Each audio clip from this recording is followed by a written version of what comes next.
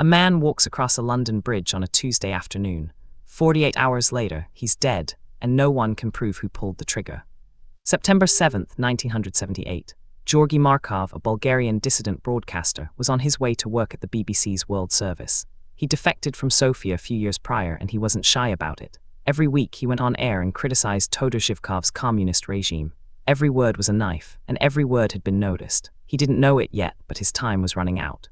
Markov felt a sharp sting in his right calf, just below the knee. He turned around but saw only an ordinary-looking man with an umbrella, apologizing, disappearing into the crowd. A pinprick, nothing. He'd remember it later that evening when the fever started. He'd mention it to his wife, but by then the damage was already done. I've read the medical reports myself. The doctors at St. James's Hospital didn't know what they were looking at. High fever, vomiting, muscle pain that wouldn't quit. They ran tests, everything came back normal, but Markov was dying, and the clock was already moving toward the end.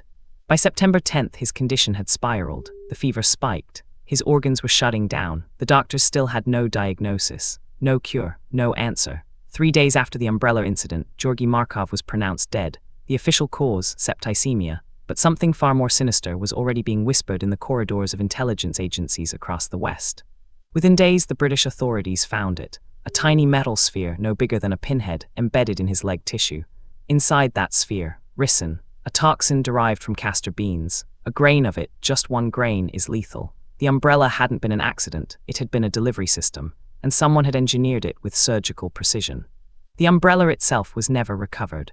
The man who wielded it vanished into the European underworld, but intelligence services weren't fooled. This bore the hallmarks of a state operation: the technical sophistication, the clinical patience, the willingness to kill a man in broad daylight on a foreign street. Only one regime had the resources and the motive: Bulgaria's secret police, the Državna sigurnost. Todor Zhivkov, Bulgaria's dictator, had ruled with an iron fist for over 3 decades. Dissidents weren't tolerated, they were erased. Markov's broadcasts had become an embarrassment, a thorn, an intolerable voice speaking truth to a captive nation. So Zhivkov's secret police drew up a hit list, and they had the technical expertise to carry it out in ways that would baffle the West. The KGB was involved, that much was confirmed later. Soviet advisors helped design the weapon.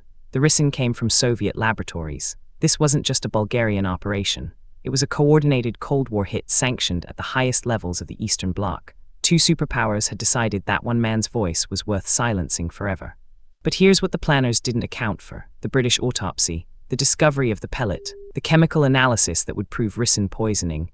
Markov's death, meant to look like natural illness, became evidence of something far darker. His murder became unsolvable but undeniable.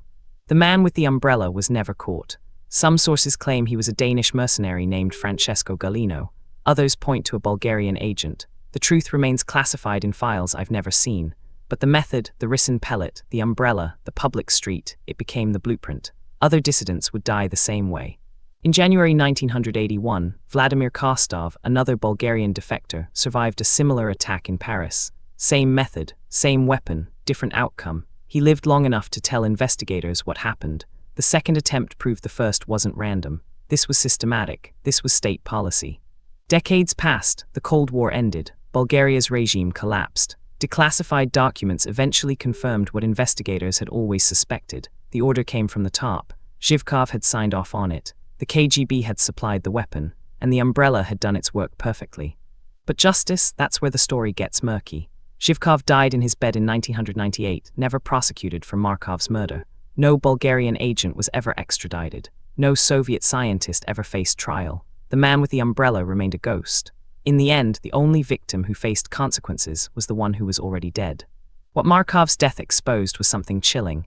In the Cold War, the rules of engagement extended beyond borders and battlefields. A man could be murdered in the middle of London, in the middle of the day, with a weapon so sophisticated that doctors wouldn't recognize it for days. The state had perfected the art of the untraceable kill. Today, the umbrella sits in a museum. Markov's voice lives on in BBC archives. But the question that haunts this case remains unanswered. How many other dissidents died quietly, their deaths attributed to natural causes, their murders never discovered? How many umbrellas were deployed across Europe during those Cold War decades? Georgi Markov's murder was never solved in the traditional sense. No arrest, no trial, no conviction, but it was solved in a different way. It became proof that the Cold War was far more than ideology and nuclear missiles. It was a shadow war, fought with weapons so small they could fit on the tip of an umbrella. and the victims rarely saw it coming. Subscribe, there's a new unsolved assassination case waiting every week, and some of them are still claiming lives.